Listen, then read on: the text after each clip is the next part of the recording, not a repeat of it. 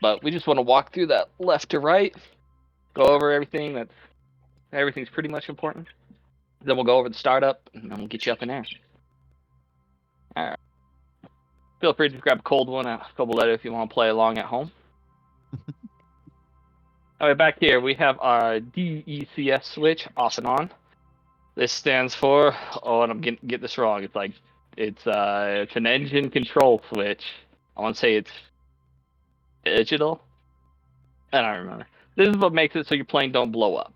Okay. You run this without it, or this part of the plane gets damaged, you're gonna overheat. The engine ain't gonna like you. You can be riding a fireball all the way down to the ground. Next, got your fuel cutoff lever. Hope you can see my cursor in here. Little bar thing goes down. Does not come back up unless you press the button on the front, but you can't actually press. You have to do the key bind or you assign a key to it. All right, back here we have our engine RPM switch. This one's purely for preference. It has a high and a low. Okay, and all it's gonna do is show you on this right here if it wants your high RPM intake duct or your low RPM one. You have two in the plane on your engine. There's a high speed one and a low speed, and that just lets you swap if you want to see the high speed or the low speed. Are you ever really going to use it? Probably not, but there it is. After that, we got our lids. Okay, lids, normal, and I think that says retract. Hold on, let me zoom in a little bit. Yes, retracted. These guys.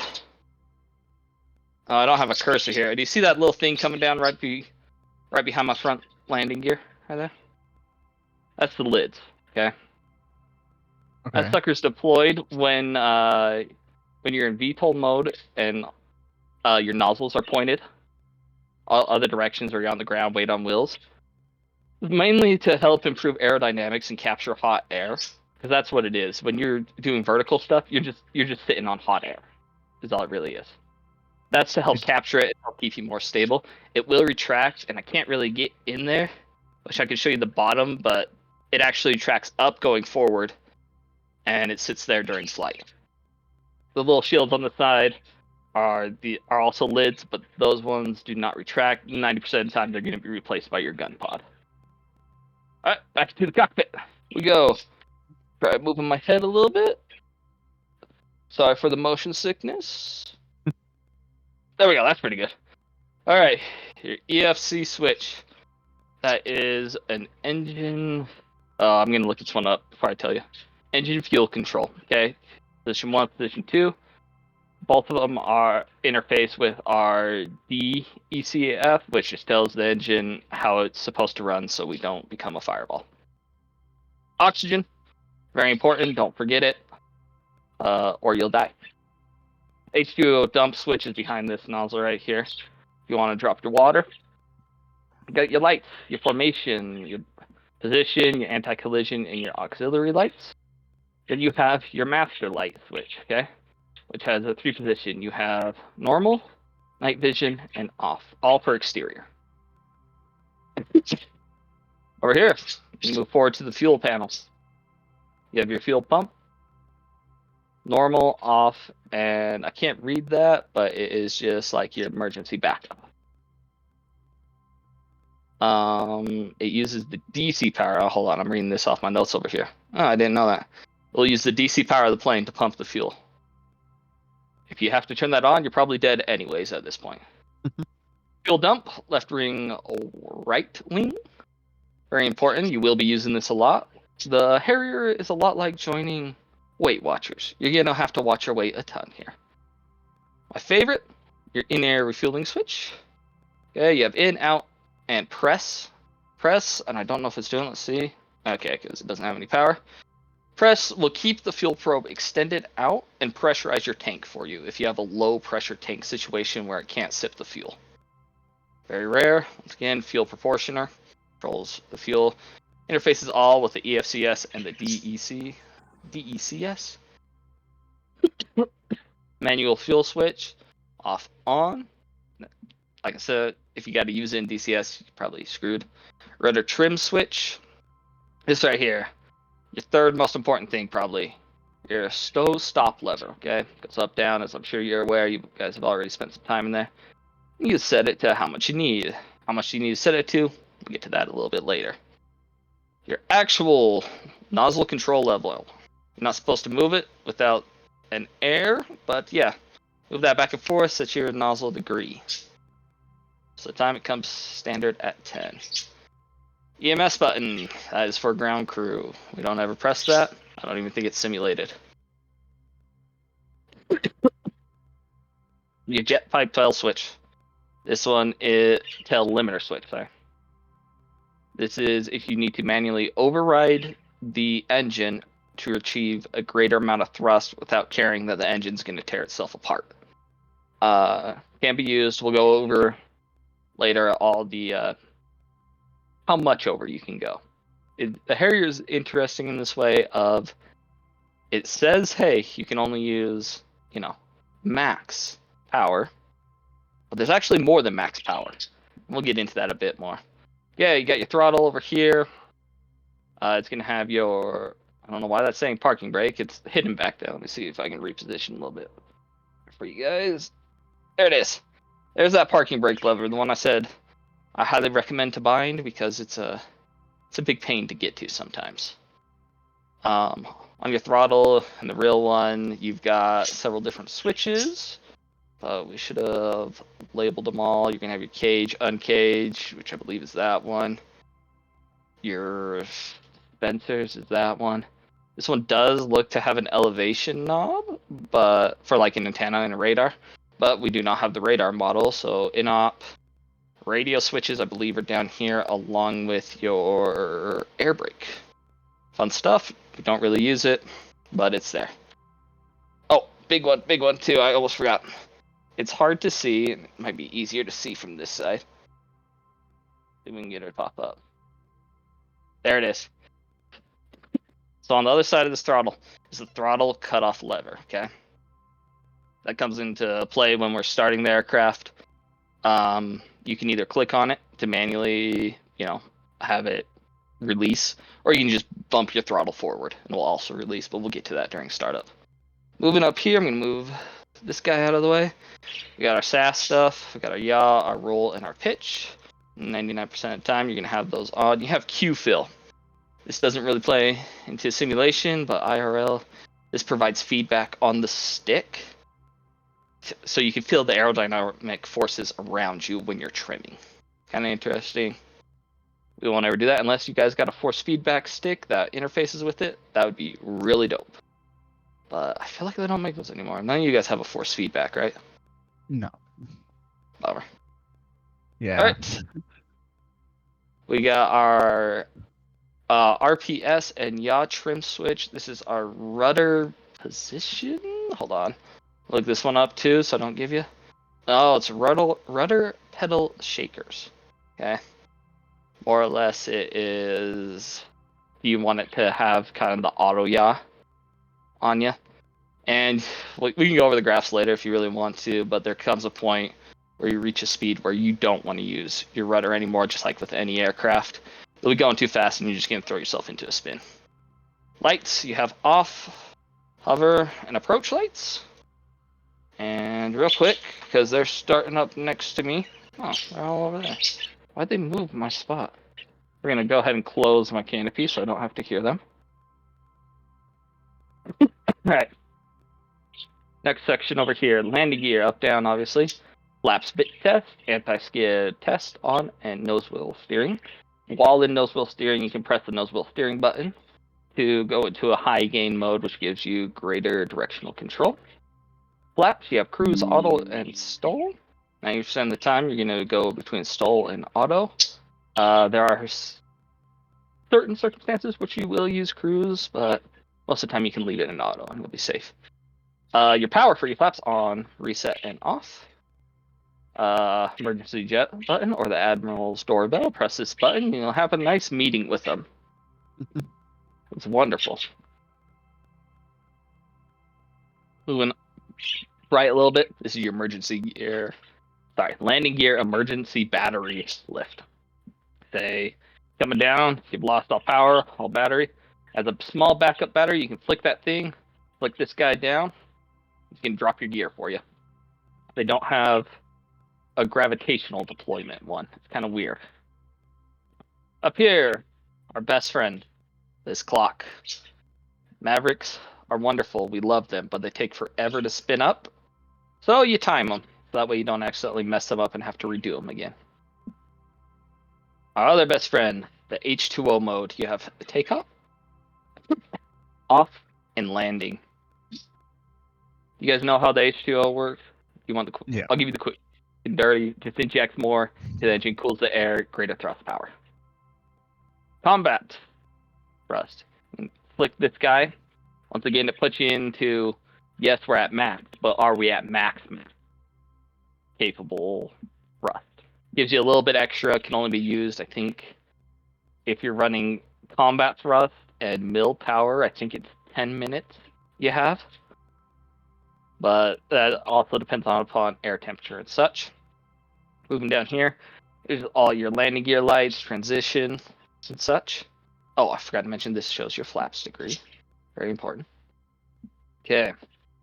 Moving on over from there, we're going to hit this guy real quick.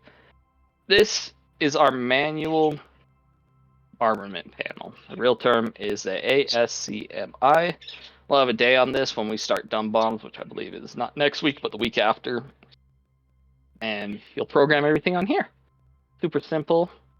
Everything in the Harrier can be done either this way or on your displays. I like doing this for dumb bombs. It feels right. All right, moving up a little bit.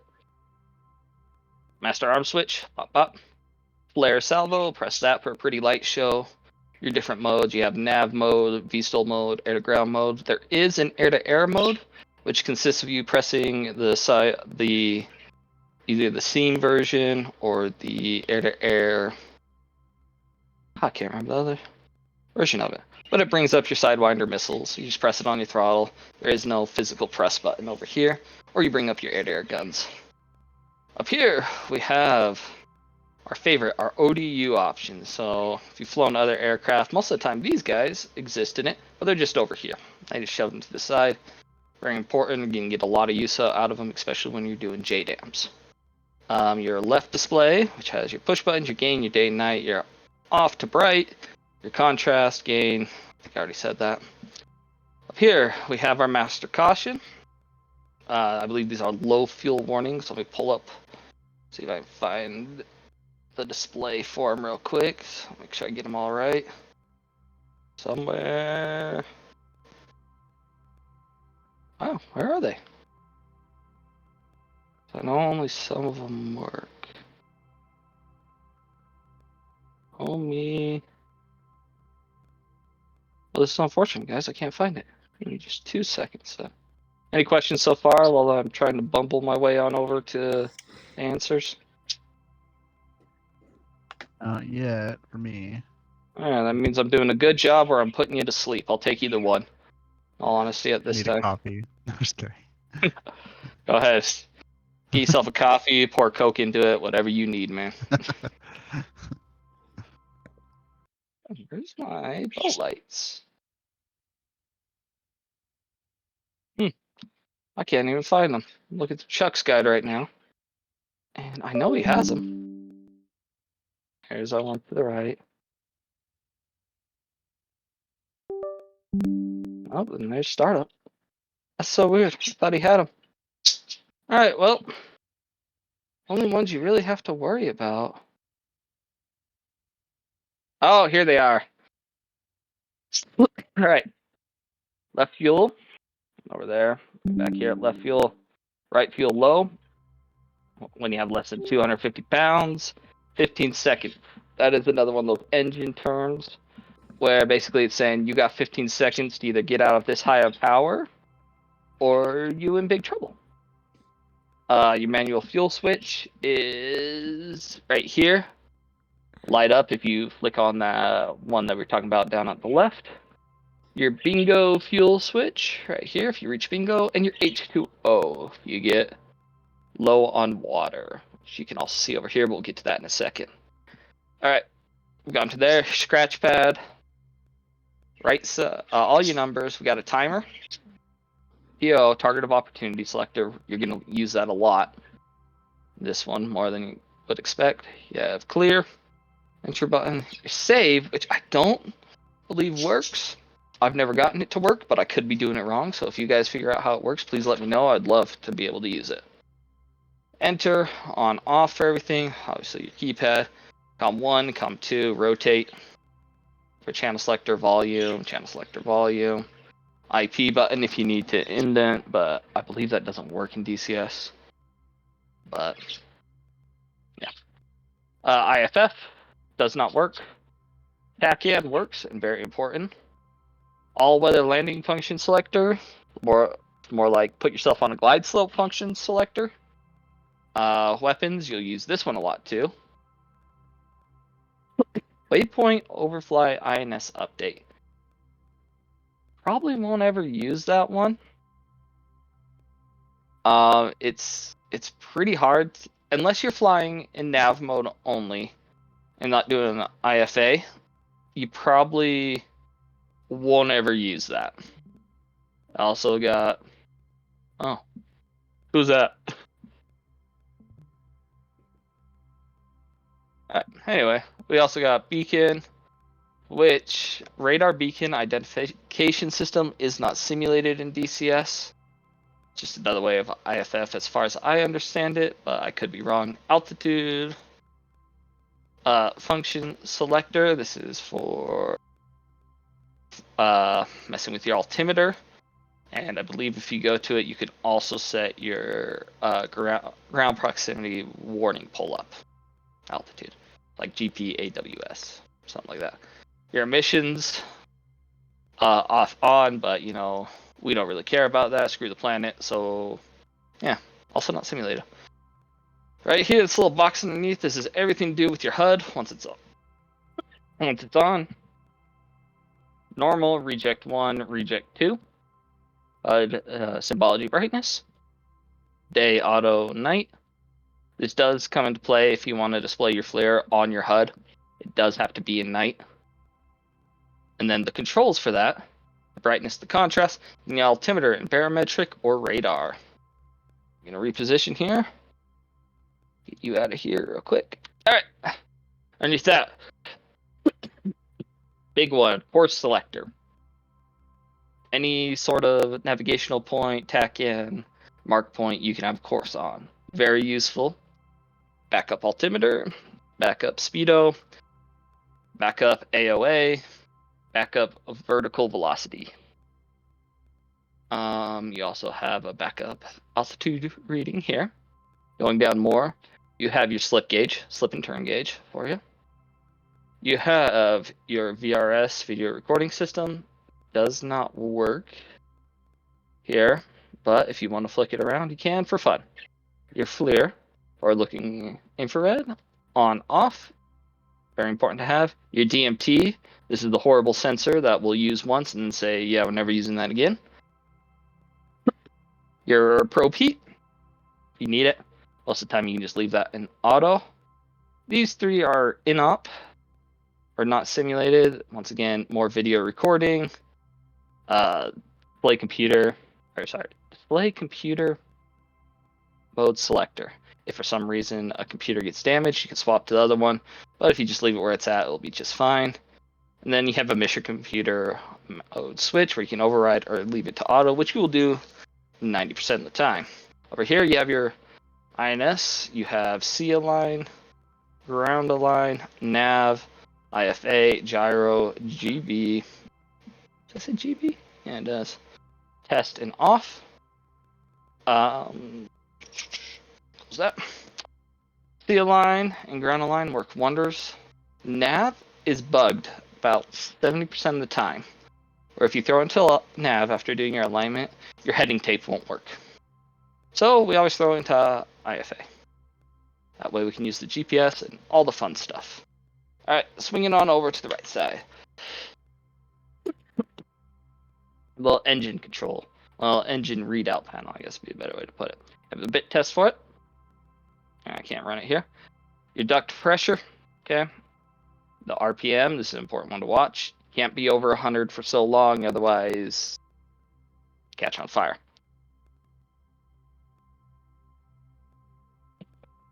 I believe this is FF. Hold on, I don't know this one. Give me 1 second here. I'll look it up for you. I want to say it's fuel flow, but I just want to double check that. Because I think it's fuel flow in pounds per minute. What it's supposed to be. Yep. Fuel flow at pounds per minute. The stabilizer trim, there's an arrow up, down, and then the degrees. Your jet pipe tail. Basically, temperature of those guys on the outside. What it gets to, one of your limiting factors on how much you can push it, how much water you're holding, and then your nozzles degrees, which, because I don't have power, don't do anything. Underneath here too, brightness display for it. On this bow as well, someone just flew by. You're gonna have your RWR intercepts, like is it a SAM threat, which I believe is your top one, your continuous tracking, your air intercept. I don't think there's a pulse tracking, so this one might be AAA. Double check that for you later. Again, right display. Down here, RWR, on in volume. Expenditures, you have basically automatic, which it will do from all of them on, it just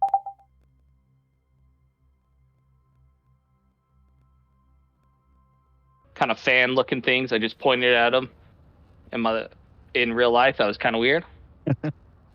But there are 4 on top and 2 on bottom. You can't see them. And each one contains 30 of your chosen, whether it be chaff or flares. Your ECM switch, standby, bit test, receive, and repeat. Backup clock / chronometer. Your canopy locking lever, you can flick that and open it back on up again if you want. Or close her right back on up. We don't want to hear everything that's going on.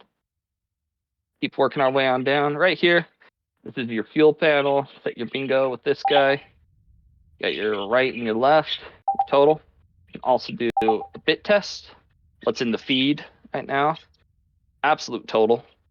Your internal, your wings, your inboard. Like if you have tanks on, your inboard bags, or your outboard bags. Delivery mode not available. I've never had that one pop up on me. Your H2O select. This one's gonna yell at you a lot. Yells at me a lot. Sometimes I forget to turn off my H2O select, or I turn it off too late. So you'll see that one. Your APU operating. Your pitch stabilization is not on. Your IFF is not zeroized or not responding. I've never seen that one come on. Speed brake. Good to know. Droop. Your ailerons are drooped. Your roll stab has failed. Your aft bay. If your DCS, your environmental control system has failed. Basically, your AC doesn't work. Yaw stabilization, your continuous wave radar jammer failure, your pulse Doppler radar jammer pod. Jammer's hot, using it too much. Engine exceeded overspeed. Pulse Doppler no-go. It's just not working. Continuous wave jam, if it is continuously jamming. And IFF responding to a mode 4 interrogation, which there isn't any true IFF in DCS yet. I wouldn't hold our breath for us to get in it, but it would be really, really cool. All right, so there's all your warning and cautions. Oh, wrong button. There we go. That's my unfreeze. For sure. There we go. All right. Cabin pressure does everything automatically. If you want to test your battery, your DC test, there's your volts. Here we go. Battery, alert or on. Generator, off, on, and test. Yeah, there's the test. Good. Engine start switch, APU generator start, on, off, reset. Down here you have your UHF and VHF. So this is more like the backup for it, because you're going to control everything on the upfront controls up here for your radios. But this can be used in a backup situation, so I do recommend turning it on. flipper on to transmit plus guard. Set your frequency to whatever you want it to be. You have your channel changer on the right. You have your frequency mode switch, which I don't believe any of these. Oh, I guess it is. Simulator. I didn't think it was. You go manual, preset, maritime. I do not know what AJ and AJ/M is, but I'm assuming it's something plus maritime. Anyways, there you go. Volume. You pull the squelch off, but it's up to you. You can zero it out. And it's really mode pointer. Never used it. Along with this one, never used it either, because most of the time you're just gonna be doing it up front. Behind that, we have our. Oh, almost got it. There we go. There we go. That's better. We have our encryption, which the Harrier can talk over SRS on encrypted channels, I found out, which is really, really fun. So, you have your codes. For this one right here is your key for actual IFF and which radio you want to use. Are you going to use the UFC or you manually do it down here? It doesn't quite work with manual. But then again, we don't really have IFF correctly implemented in DCS, so 90% of the time you're never going to touch anything through here. I'm just going to leave it on UFC. This guy you're going to use here, this is your sound. So your intercom system ground and your aux volume. This one is going to be your growl for your sidewinders and all other sorts of fun things. Mic, if you want it cold, hot. Your IFF, normal, emergency, you can zero it out. That's about it for that guy. We're going to keep moving back now. I'm going to zoom out just a little bit, try to get the rest of these. Internal lighting. Okay, test. I don't know if you can see that in the top left. There you go. There's everything all lit up like a nice Christmas tree. Okay, it talks to you. You have your flood lighting. No, it's going to go through the whole thing. That's unfortunate. You have your there you go. Go off. There we go. Now the sound's turned on. Console lighting, instrument panel, warning, caution. For some reason I'm still getting some sounds. Warning cap and console panel lights. They're all grab and pull or use your scroll wheel. This long stick right here, this is how you arm your ejection seat. Down you are armed and you're free to pop through the roof if you want.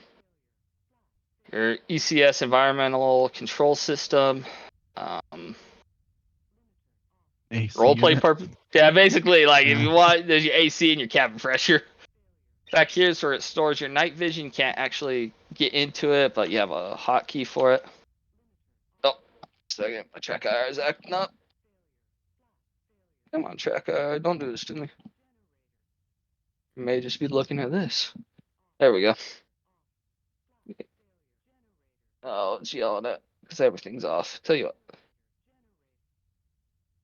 There we go. All right.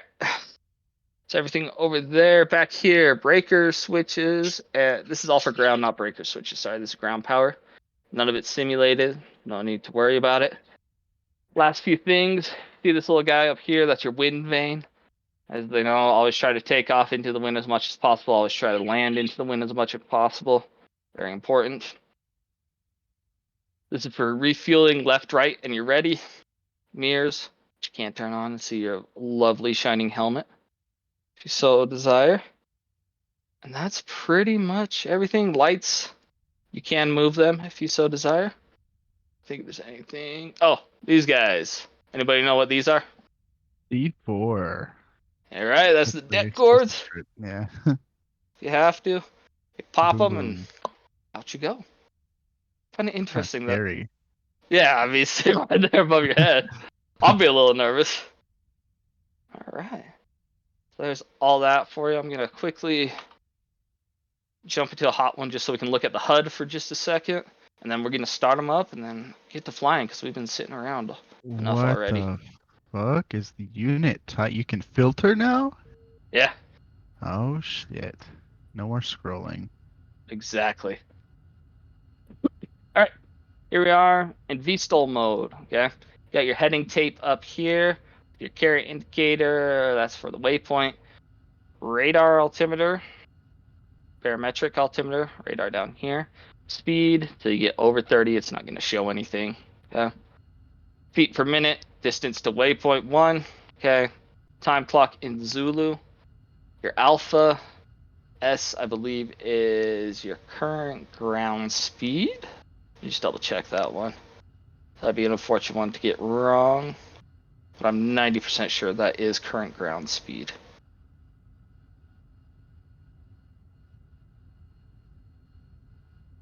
There goes a couple of fellows. Looked like Yep. there might have been a tail strike. Yeah, they took that at a nice angle. Okay, that is ground speed. Okay, these are the important ones. R, okay, is your RPMs. Okay, these are your limiting factors of how much you can push your engine, basically. Okay, R for RPMs matches up down here. Your jet pipe temperature matches up down here. As you increase the, let me make sure. Do I got? Let's see if I start rolling or not. Yeah, but it's gonna make. Hold on. Ground crew, wheel chock flight. You're gonna see how powerful these wheel chocks are.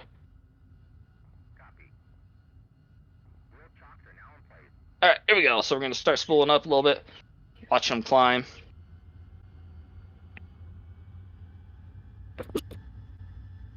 Here's where the interesting thing happens. Once I start going over 100% RPM, I get this guy right here. Do you see this little kind of square that's forming? I guess it's not a square, it's a hexagon. So this is what truly limits us, okay? In there will either be an R or a J. Or your RPMs are the limit factor, or J, your jet pipe tail is the limiting factor, okay? What I'm doing right now is very bad, and you should only do it if absolutely necessary, okay? You never want to complete the hexagon, okay? Unless it's an emergency. If you have to complete that hexagon, you don't ever want to go past completing the hexagon. This is where you get your 15 seconds. Let's see if we can activate it. We'll let it sit here for a minute while we look at the other stuff. Over here, you've got your, sorry, let's go back up to here. You've got your, oh, there you go. I don't know if you guys could hear that, but it's saying 15 seconds. There you go. Blinking. Come out of that now. Anyway, just like on normal, you're going to have your ladder to indicate kind of your degrees that you're looking right here. It's called your witch's hat. This is where your actual nose is. A lot of times it's represented as a W on other aircraft, I've learned. Or your wings, your waterline, sometimes they call it. You have right here, this is your slip indicator. Well, it's your side slip indicator. So when we're hovering, that'll let us know, are we hovering level or are we drifting? Kind of deal. Cast, right now, my front nose wheel is freely moving. If I hold this, now I'm on nose wheel steering. I control where it goes. Flaps, I don't know if you can see that F right there and that 5. There you go. Now it's going to go up to 62. Indicate your current flaps. N, the number plus the N is your current nozzle degrees. Okay, 0 all the way on back to 98. Okay. Right here, can't see it, but if I were to start to take off, if I can get it to do, oh, it's not going to let me because I got chocks in. There's going to be a bar either going up from this caret or down from this caret, and that is your vertical speed analog scale to just kind of give you a representation of how fast up and how fast down you're going. Left side, this one, it's going to rise up only. Actually, I think it can go down. This is your angle of attack. I don't know if it registers down, even though you can have a negative angle of attack in your life. But I don't know if this one goes down. I've never seen it, nor have I paid enough attention to it. Pitch ladder, you got your 5 degree, 10 degree, repeated going up. That's everything on that HUD. Go on over to nav. Same deal as everything before. You got your pitch ladder, you got your G's, your ground speed. This right here tells you where you are in relationship to bullseye. Very handy. These are the lollipops, and we'll get onto those next week when we do our seed tutorial and our jamming tutorial. Just a repeat of your current heading down here. Because sometimes it can be a little hard to tell down here. Big thing to know, if there is a T by it, it means that it's using true heading, not magnetic. Air to ground mode, go over this more once we get to air to ground. Pretty much the same stuff on here. These dashes mean that I don't have anything selected. Any questions on the HUD though? You guys are pretty familiar with it already.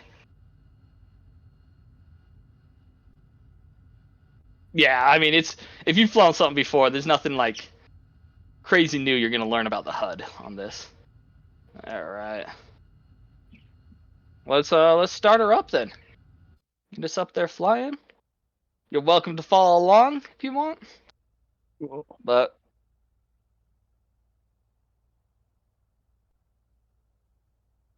no, all good, man, all good. No, no, sounds good, man, sounds good. We'll get this going. All right, so I'm gonna walk you through a pretty basic startup that you'll use pretty much everywhere except for the ship. Okay. Things first, I like to pull on up my knee board.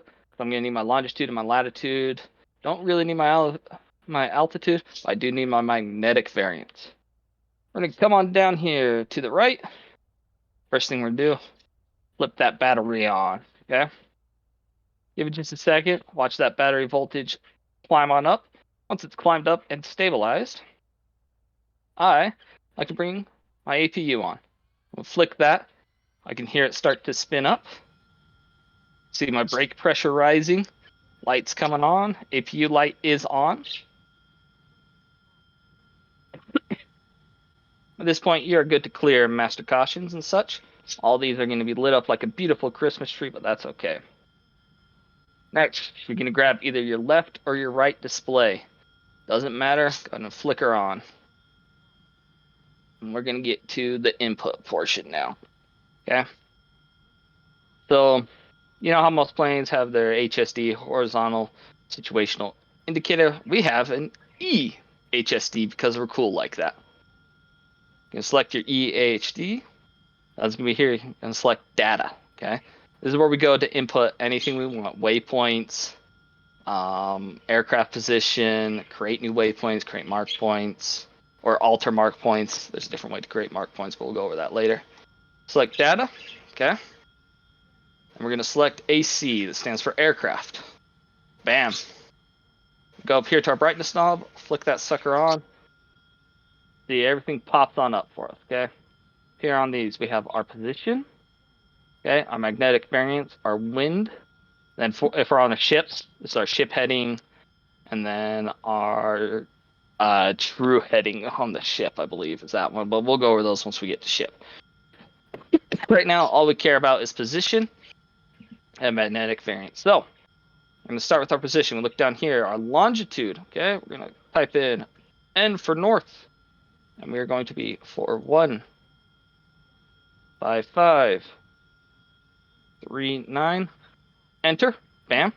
So see right here, it populates up here.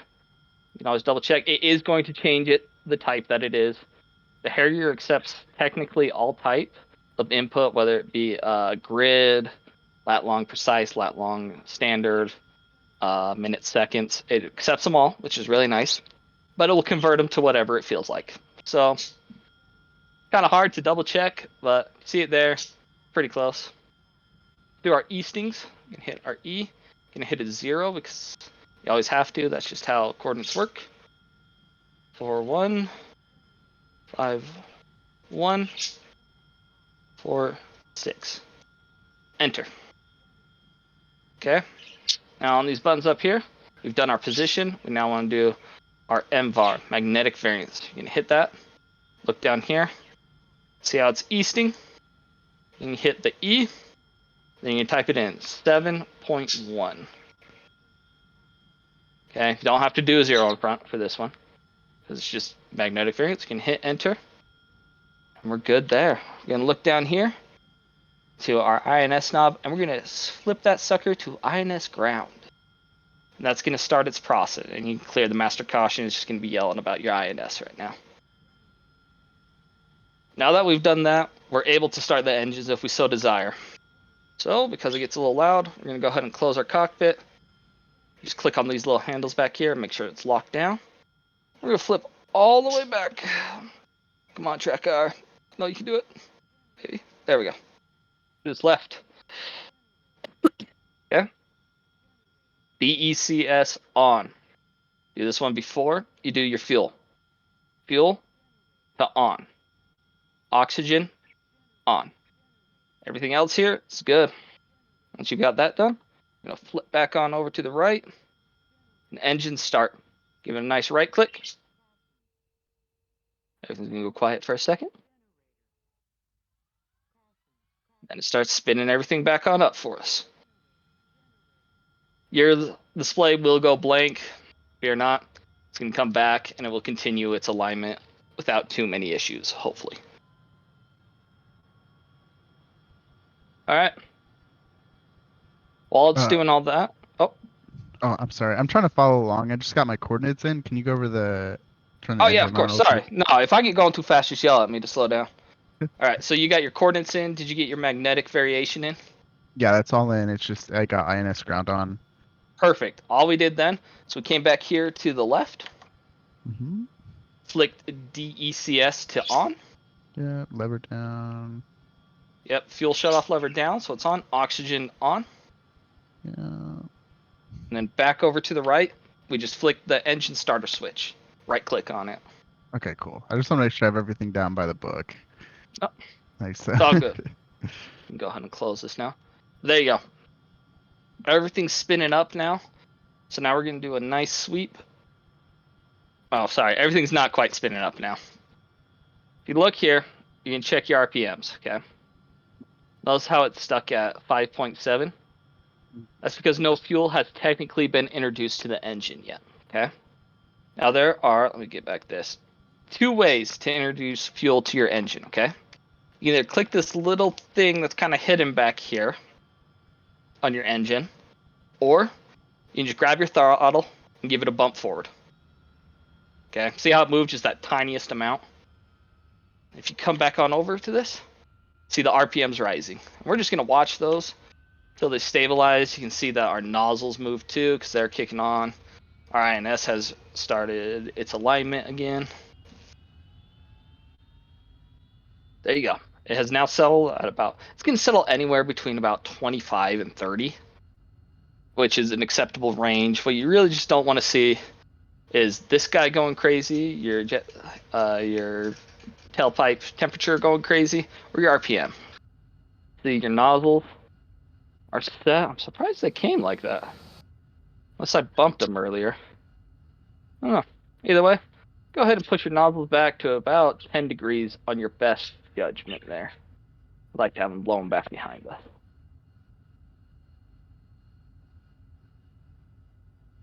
Once you've done that, we're going to do a quick sweep left to right now. We got fuel in. Take a look. Set your lighting as desired. Make sure if you want to do the checks, you can sit here and double check that your fuel probe comes out, goes back in. Dump switches, make sure that they are set to norm. We're not dumping fuel. All these are set to forward, normal. Double check that manual fuel control is off. Okay, you shouldn't have to click anything. Rudder trim's fine. Okay, check that your JPTL switch is set to on. Should be there already. Gonna leave it just fine. Make sure all your SAS switches are set. Your yaws forward, your rolls forward, pitches forward. 90% of the time, unless you have the mod that like randomizes the switches, all these are going to be set just fine. Check your Q fuel, your altitude hold should be back, your AFC should be on off, your lighting switch, you want to flick it on depending upon the situation. Next big thing you want to look at here, your anti-skid. Because we're working on the ground and we got to taxi a little bit, go ahead and flick it down to nose wheel steering, or whatever is desired for the situation you find yourself in. Right here, flick your flaps on. Make sure they come to 25. Then bring them up to cruise. Should go to 5. Back down to auto, 25. Then you can throw them into stall. They won't change unless you have your nozzles set to something else. So just double check that they all work and move. Your H2O switch, leave it on off for right now. Check that all your landing gear lights, your nose, main, left, and right are all illuminated green. So we're good there. Double check here. Okay, so we are at okay for our alignment. I forgot to mention this. You're looking for the quality just like in any other aircraft. You're looking for this guy to get low. It'll normally give you the okay at about 0.7. Once that's done, you can come on down here to your switch. Okay. You're going to throw it into IFA. Reason being, like we said before, you get that heading tape bug if you go into nav. It's going to yell. INS is going to yell at you for a second, but then it's going to be good. 1, 2. Say caution. Master caution comes on. Go ahead and extinguish that. Now, if you look over here, see how everything turned red? That just means that we're in an editing mode. So all you got to do is hit the button next to data right here. We're back to good. We're not editing anything. We're perfectly fine.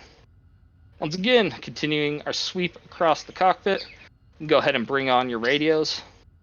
Okay, set them to whatever our field is, which I think is 22.7.5.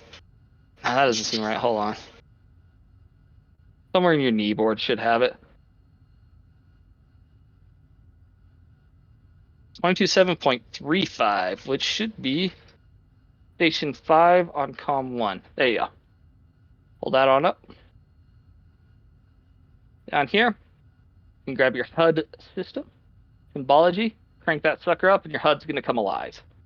It looks as beautiful as it ever has. Right side, moving around again. We're going to take... I'm actually going to shut off my volume because I don't want to hear anyone else right now. We're going to grab our brightness, bring it on up, let our second display start popping on up. At this point, the normal procedure is to not turn on your expendables or RWR until you're in air, but you're welcome to do it on ground. It makes no difference, honestly, in a sim, but we do not have an ECM on, so we don't need to throw that on. Set your bingo to your desired. I recommend setting around, it's 24. What you can set it to, and that will give you about enough fuel for a vertical landing at the end. Once again, Harrier is all about watching your weight, and we'll go over that vertical landing later and the weight calculations for it. Move down to the right, go ahead and flick on this little guy right here. I don't know if you saw that, I can do that kind of fast. Bring on your backup. Can't talk over it unless you really need to. 99% of the time you won't touch that. All your encryption stuff, leave that alone except for your aux. Make sure to turn up your aux volume. The outer of the 2 rings. Once again, that controls, your growls for either sidearms or sidewinders. And look over to the right, set your internal lighting as you please. Set your AC as you please. In all honesty, right now I could use a nice fan blowing on me. It's gotten really hot in here for some reason. But after that point, you are all started and ready for your pre-taxi checks. Any questions on any of that? You able to follow along okay? Yeah, I'm all ready to go. Dope, man. All right. Nasty cough. All right, so we're ready for pre-taxi now. Because we have to teach the conventional takeoff and the conventional landing, it's almost never done in the Harrier, except for like emergency situations. So we'll still do it though. First thing you're gonna do, nozzles to 10. Okay. Just check up here, verify over here, nozzles to 10. That's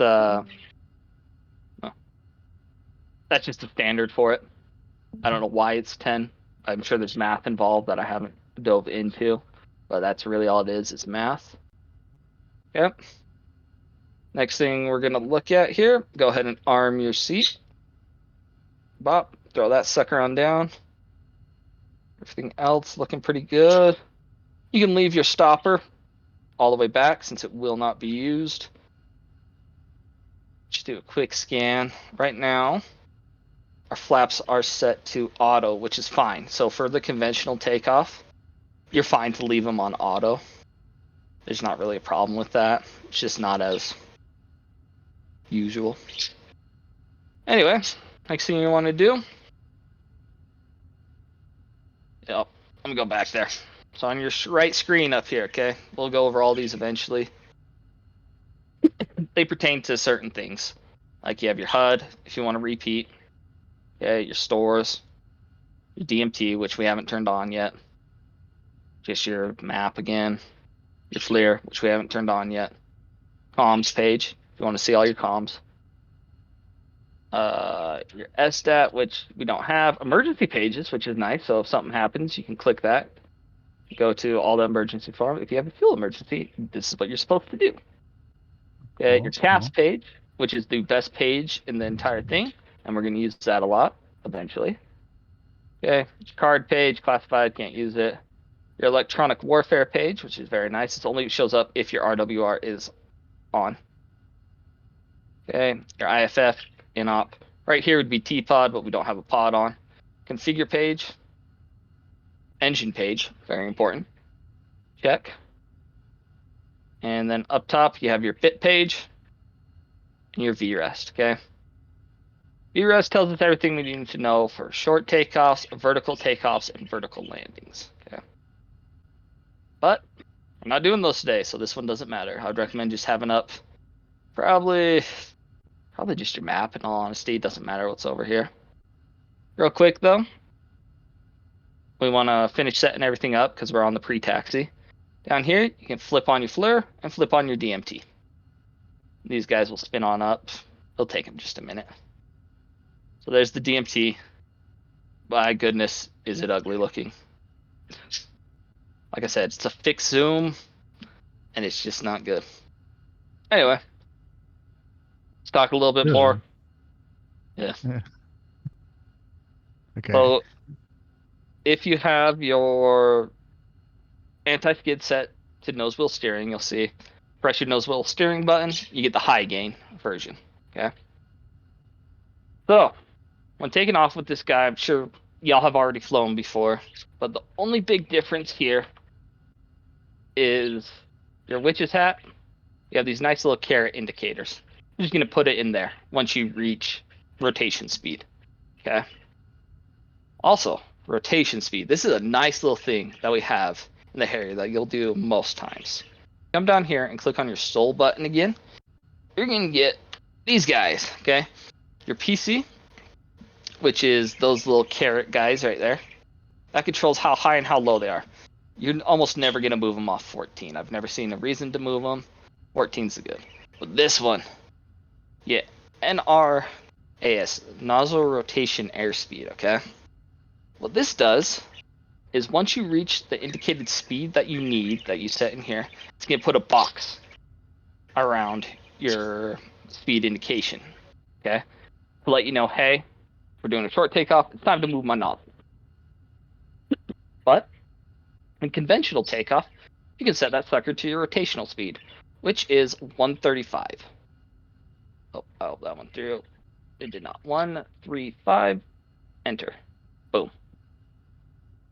And that is for clean jets too. That is just its, due to its aerodynamic properties, that is its rotation speed for a clean jet, for just on a conventional. But so 90% of the time, you're just gonna get it from here, from the VREST with the. Sorry, I keep using my buttons when I probably shouldn't be. On VREST and short takeoff, it's gonna give it to you. So if I was doing a short takeoff, see how it's got that NRAS, my nozzle rotation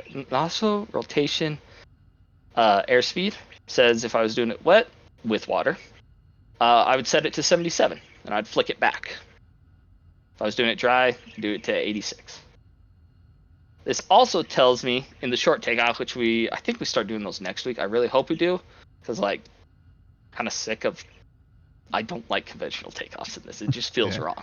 I don't know how else to put it. But this also tells us our nozzle position that we'll need to set it to, or what we're going to rotate to, our ground roll, how much length we need to clear a 50-foot obstacle from this. Our abort speed and our abort distance, altimeter, elevation, our weight, and all that stuff. We'll go over that more in depth next week. Anya, just to, you're going to use this a lot. It'll become your best friend, more than likely. Anyway, do you have your nozzle rotation set for the 135? I do. Yeah, I do. Perfect. Sweet. All right, in that case then, we Parking are good to brake wheel go. chocks. Let's go. Yep, those wheel chocks off. There's my wheel chock. Oh, sounds good. We'll just hang out then for a second. Got it. Conventional landing weight for us, you're gonna come in at about 135 knots for landing. Anyway, where is? I'm good to go. Oh, perfect. You're all spun up. Yep. All right, give me 1 second. I'm just looking for that landing AOA.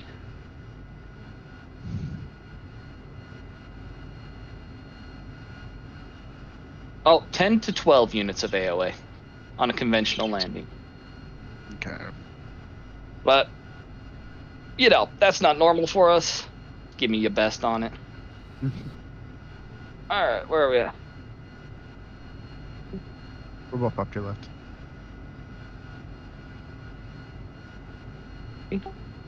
Well, the runway it is. All right, go ahead. Release that parking brake and you start to roll forward. If my track IR will work, I can look around. Master caution may come on if you do have your anti-skid set to nose wheel steering. Well, it's just like any other plane.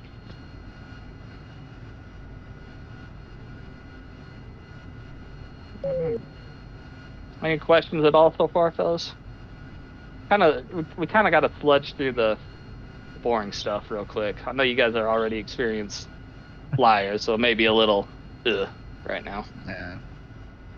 It's been like a year since I've flown the Harrier, so Gotcha. this is for the best.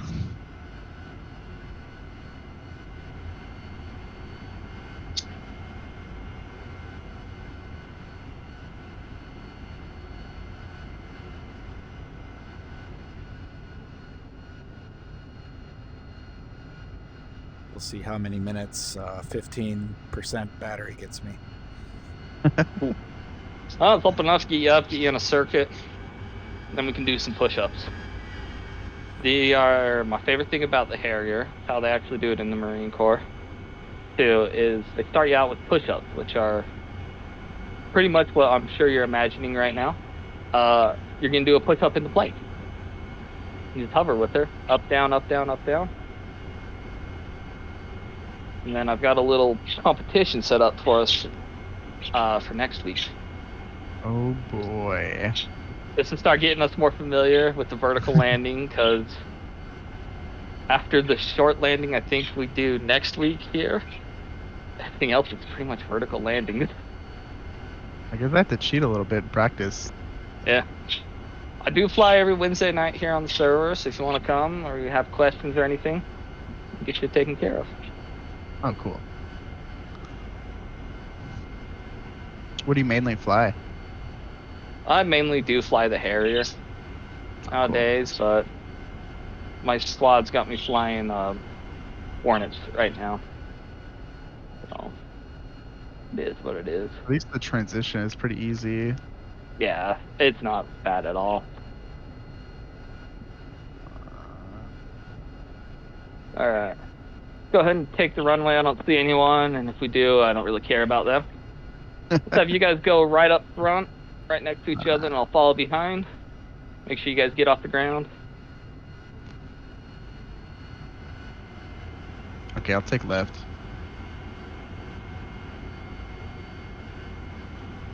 And we're going to sit here for just a minute and do our final takeoff checks, which are pretty darn simple.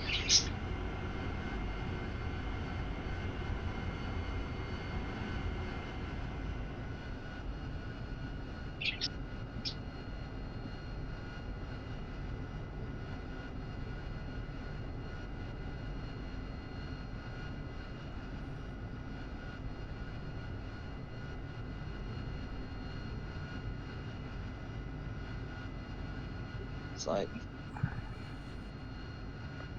Give me 2 seconds. Let me see if I can fix my track IR. There we go.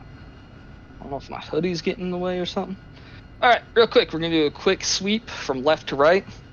Gonna double check everything. Check that our stop lever is all the way back. And our nozzles are set to 10. We're also gonna set our lights as needed. My lights are on. Anti-skid, go ahead and set that sucker to on for this. Flaps, make sure they're set to auto for our conventional takeoff. And we are going to use water every single time because it's just safer that way. So set your water to takeoff. Then use scanning to the right. Make sure no advisory lights are on. Check your other advisory panel. And then we're good. Once again, you're going to push it on up till your RPMs are at 100. You need to watch that on your HUD if you want, with the R, or on the RPM gauge on the right. Kind of underneath the engine, just says RPM %. All right, whenever you fellas are ready, pull and hold. All right. Oh, I'm scooting. All right. All right, go for it. Release it. Yeah, releasing. You'll have rudder control at about 50 knots. Yep, got it. 120, 30, 39, rotating. Pull back on that stick, and go ahead and put that witch's hat right on her. Good. Go ahead and bring up your gear, and just throw your nozzles forward. Flaps will adjust automatically. You can come off mill power if you want.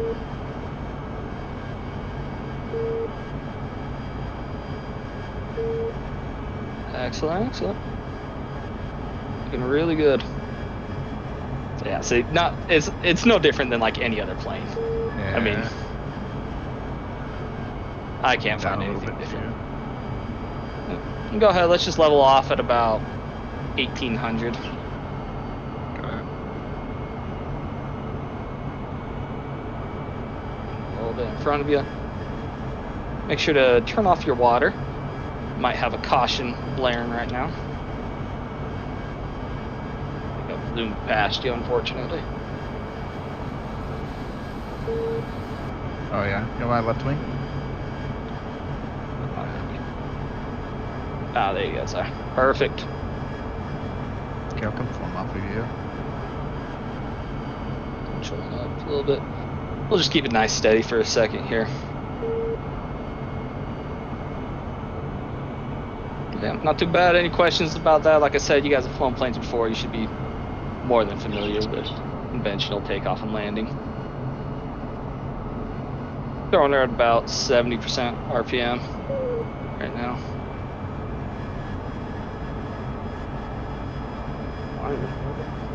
You stay on the stall page instead of nav? I am in the stall. You can go to the nav though, if you want. You're gonna see a lot of lollipops, is what they're called. Yeah. If you want, you can press your. Oh geez, your not DMS. That's Falcon. What is it called here? Sensor select switch left. If you press that twice to the left, okay, you can get your RWR page. And then there's a limit button about middle of the page on the right side. Press that, 90% of those lollipops will go away.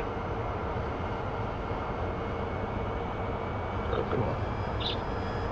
Alright, we're gonna do a nice left-hand turn, executing now. Start bringing us back around on course.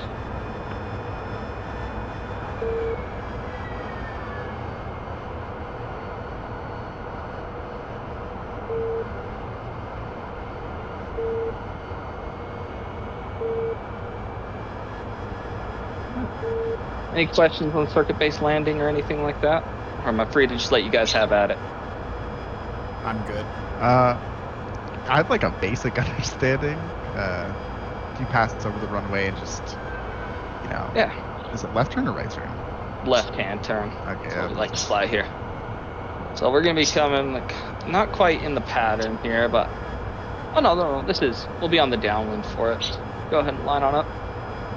Basically, you're gonna fly over the runway. Let's say for the Harrier they want you at 600 feet. I believe on the Carrier it's 800. So about 600 feet above ground level. Now that turn, by the way, I forgot to warn you.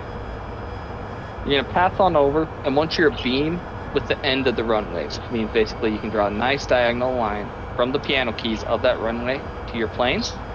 You're gonna throw your power to idle, okay? And you're gonna just pull your planes, okay? You want to pull 1% G for your speed. So like right now, if I'm going 300 knots, I want to pull 3 Gs in my turn. I'm going left on my left-hand turn. This is gonna help slow me on down, okay? As I'm turning around on that hard pull, that's when I'm going to drop my gear, drop my flaps, and just dirty up for another left-hand turn. Yeah. Don't run us into those mountains. Dirty up for landing, okay? Once you've done that, you'll then be on the downwind, okay? Which means the airport should be on your left-hand side, be coming across it, okay? Once you're abeam with it again, diagonal line from the piano keys, you're gonna pull a nice, easy left-hand turn to line up with the runway. Does that make sense? So you're gonna start coming around and line up with it and just put her on down. Nice and easy, maintain that 10 to 12, roll her on down. You can flare if you want, not needed because we are Marines, we don't believe in soft landings. Just like the Navy, that's the only thing we have in common with them. Just put her down on the ground, cut her to idle at about, I want to say your brakes are best effective about 120. You start tapping your nose brakes, you just slow her on down like a normal aircraft. Real quick, got her right there. We'll just fly through just a very simple landing circuit here. Say we've been given clearance to land. We're gonna make a left-hand turn to get us into the pattern.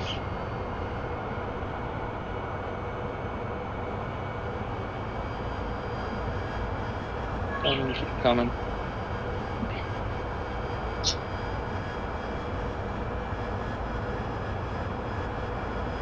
So I'm gonna want the airfield. I don't know if you guys can see that off to our left right there. Yeah, I got eyes. Yep, one are on my left. So say we've left the Marshall stack, and we'll go over all that when we do our case 1 recoveries and our case 3 recovery, which is really just a case 1, but you're marshalling different. Kind of weird. But anyway, we want that on our left side. Let's go ahead and drop on down to our 600 feet. Radar. You may have to look down and swap your HUD into radar altimeter. Yeah. It's on the right side, right below comms 2. Okay. There goes my headset. Ah, darn. Oh man. Oh, and there you go. That didn't take long at all. Anyway, so see I'm down here. I'm a little high at 600 feet, going about 330. I want to be about 350. He's coming. He's coming. It's a very extended ship. There we go. I'm a beam. Cut throttle. Left-hand turn. Pulling my G's. Coming around. Keep her coming. I'm a little fast. My alpha is a little high on my turn, but that's okay. Keep it coming. Keep feeding her back on in. There we are. I'm not lined up so hot. I'm coming in quite fast. What's your airspeed? Right now I'm at 170, so I'm really fast. All honesty, should take a go around here, but I'm kind of lazy. Fuck it. So I'm just gonna let her down. Nice and hard.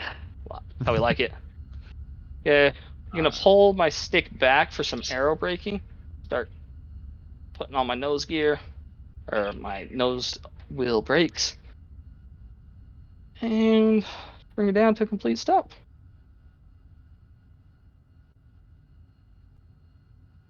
A controllable one, you can go all the way up to 600 feet per minute. Right there, I didn't see what my descent rate was. I was playing it off the AOA for this. But you're looking 600 to 800 you can do. For short landings, at least that's what you do. For carrier landings, it's a bit less for the vertical land on it, but how it is. It's more concerned. Just don't put it too high. Put it fast enough that you come down, but not too fast so you don't die. I can get you an exact number if you want, if you give me just a minute. Be on over there. And Raisin, if you want to get back on up in a hot aircraft and go ahead, Yeah, I'm already take off. taxiing. Perfect. Get that taxi in. Go ahead and get that land in. And I'll show you guys what the push-up is, so y'all can try it. And we'll get to it next week. Let me go find that exact speed they want.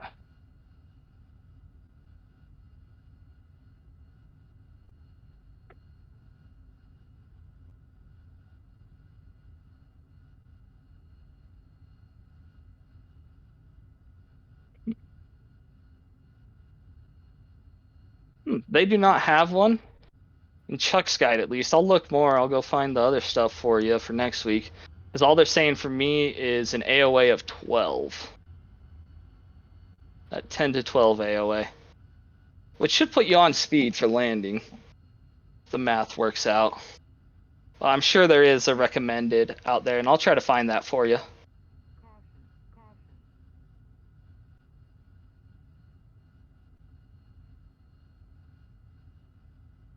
Yeah, they've got it.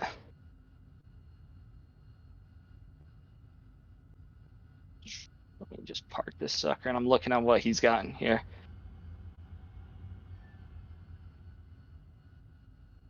Come on, turn, baby, turn. Turn, baby, turn. There we go. Parking brake. So this is what he's gotten here, and this is how I learned it. So, see, we come here, we cut.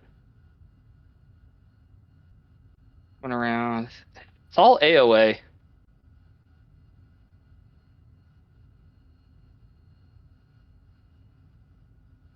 For this. I don't think they actually do a descent rate for a glide slope, because they just want you to fly an AOA on it.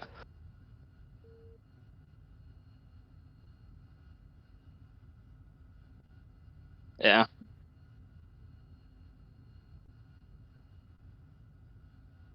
Right. 69.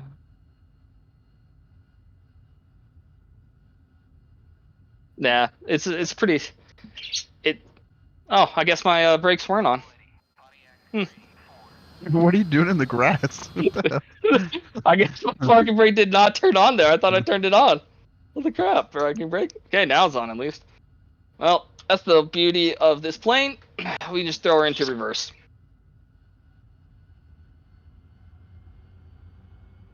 Come on.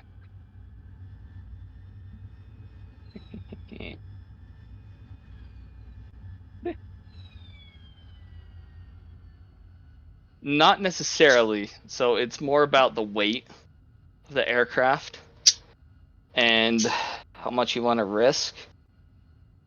It's good to always have it on when you want to hover. Just so you get that extra power to help, but not necessarily. So if I get my fuel down, I gotta, hold on, we'll even do this real quick. We gotta drop my fuel. I have too much to hover right now. So here's the key to hovering. See this GWT? It stands for your gross weight. How much you weigh with everything on it, and it auto calculates everything, including hung stores, which is really nice. You need that to be below 2,000 20,500. Okay, that is the maximum weight that you can hover with, or do a vertical takeoff or anything like that. Is it required to have water? When you're close to that weight, yes. But I'm gonna burn a ton of fuel here. I'm having them take it out. I'll get to the point where I don't need to have my water. I'll actually run out of water, but I'll still be fine. It won't hurt my engine or anything. It'll just be not as efficient, I guess you could say.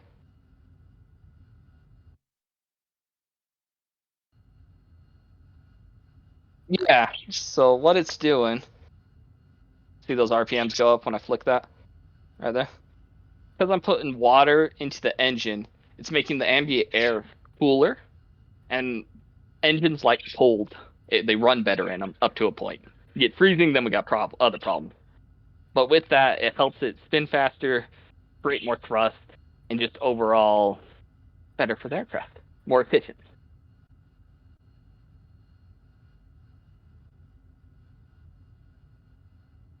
No, it just loses some power. There is a chance of overheating depending on what you're doing with your aircraft. But if you just keep an eye on this guy, and it will tell you over here with that J that forms in that hexagon, and it will start yelling at you if you get too hot. Odds are, if you're just hovering with a slick plane like what this is, you're not gonna overheat. You're gonna be just fine. Let's watch this beautiful flight. Yeah, don't watch me. It's beautiful. Look at this. Look at the man go. I got too slow and I was pulling too hard. That's the hard part, not getting too slow. You want to drop her down to about 250 on that turn. A little, well, below 250 on that turn. Yeah, I was at like 190. Yeah. Here's where you're. This is where you'll work out all your speed and stuff here. So I should be where before I turn into here? You're gonna want to be a beam. So when you can look over your left shoulder, and you see just like the smallest glint of the piano keys, the stripes at the end of the runway, that's when you know, okay, I am a beam. I want to make my turn. So looking over your left shoulder, be good about right around, maybe a little farther, right around here. Either way, it works out. Okay. It's kind of a feel thing. You'll get, the more you do it, the better you'll feel it. I'm at 200. I need to speed up, right? Keep pulling, keep pulling, keep pulling. There you go, looking good. Go ahead and put yourself on that line. You have to chase it a little bit. And then bring that speed on down. We're looking for about 134. Ooh, I'm like if you come in a little hot. Yeah. Well, look for that AOA. You got the AOA right there, working it. Then go ahead, cut her to idle. Be a little fast, but like, put her down. Okay, use a little aero braking, pull back on your stick to create more aerodynamic forces, and start working your pedals. Don't spin out. She tips really easily. She's like the F-16 in that way.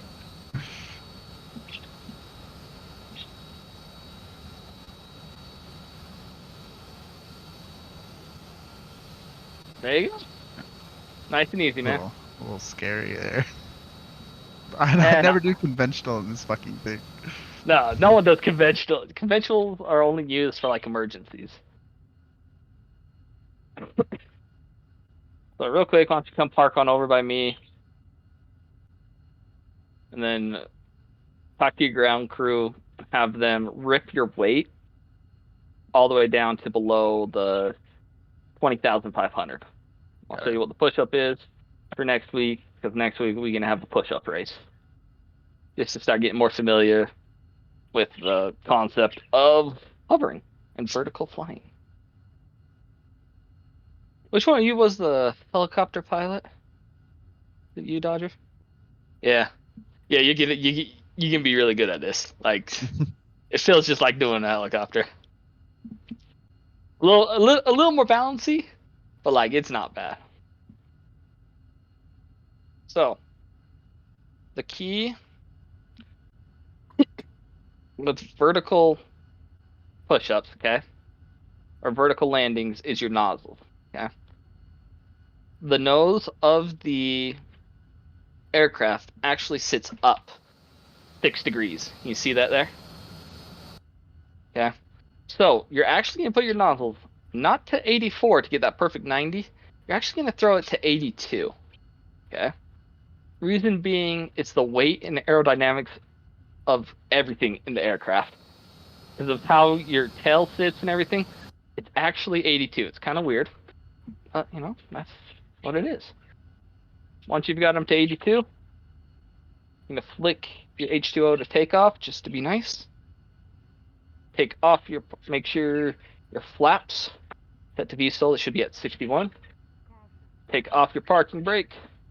Make sure your nose wheel steering for this, because if you're in caster mode, well, the chance of when you come back down, you're gonna slide left and right really bad.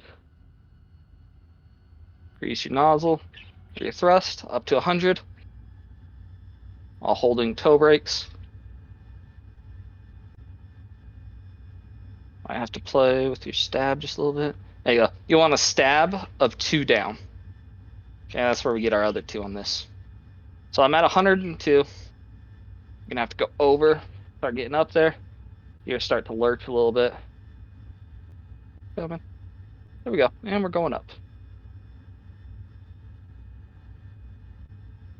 All I'm doing, keeping the witch's hat right at the horizon.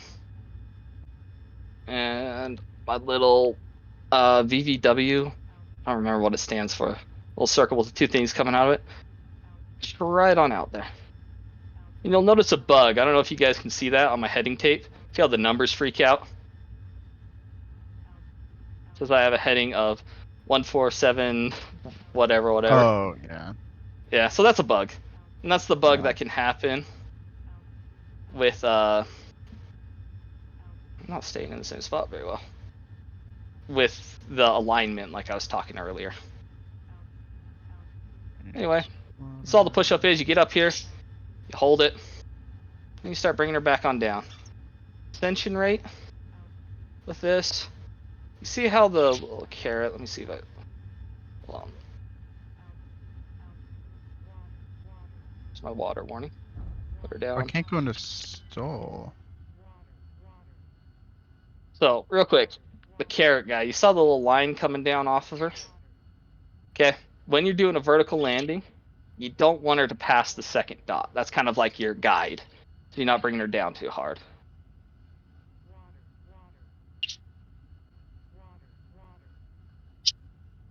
Yeah, that's your visual indicator of it. And you see here, I'm almost out of water. It's yelling about water, but I still have enough power, because I'm light enough to get back up if I want.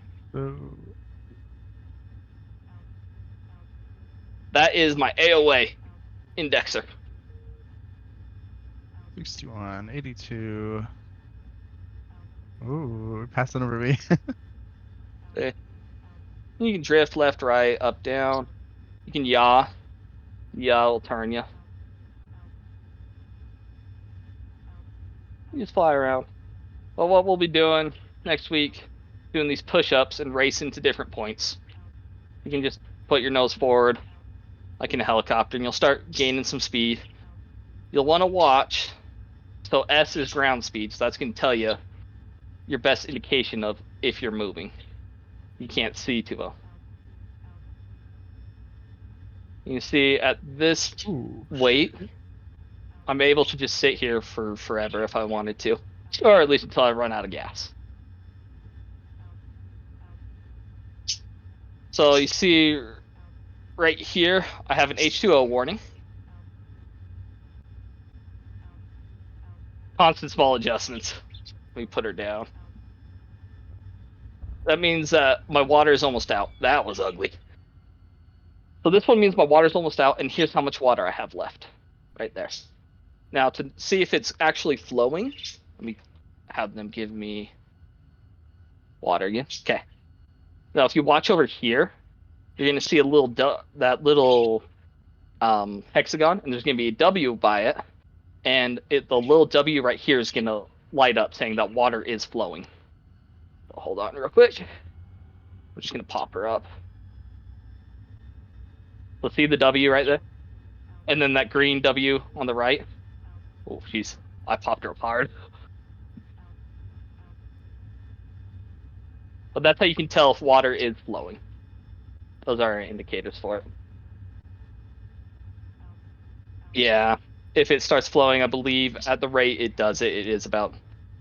I think it's faster than 90. I think it's only 45. But it will only start using it. I don't know if you can see my RPM right there. I'm at 107. If I bring it down, I'm going to say around 102, it stops using it. You don't have to have water flowing. But still flowing right now. It's just one of those things.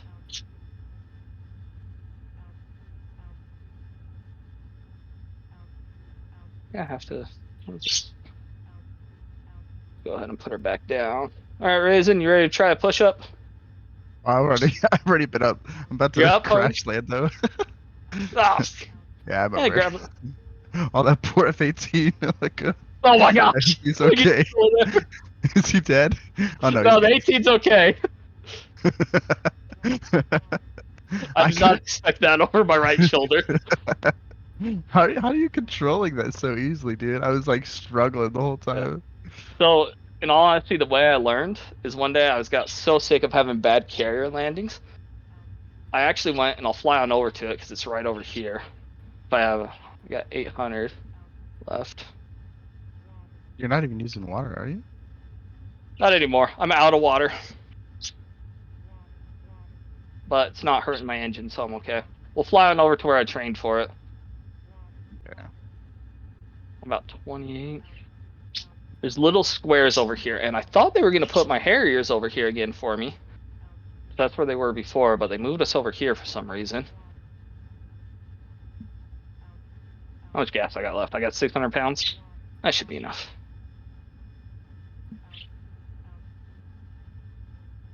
So if you want to hover, Witch's Hat on the horizon. Yep, Witch's Hat on the horizon, and watch the velocity indicator. Is that what it is? The VVW? I'll look that up exactly, but this guy, watch him for your up and down along with him. Okay. But okay, you see these two concrete platforms right here? Yeah. So one day, got so sick of being bad at it, I said, all right, I'm going to sit here, and I'm just going to hover within the confines of this until I get good at it. Damn. And I would literally sit there and go up and down until I could land it every time. And then I would start dancing to each one of the four corners. I'd do the little push-ups. Go to each corner. We almost had a fuel. And then I would go back and forth between the two of them. Damn. Well. And that's literally all I did for way too long. Go ahead and put her down before we run out of gas. But the nice part about it is, see the strip to my left here? I'll rotate on over. My gas holds out. Yeah, it might. We're just going to put her down.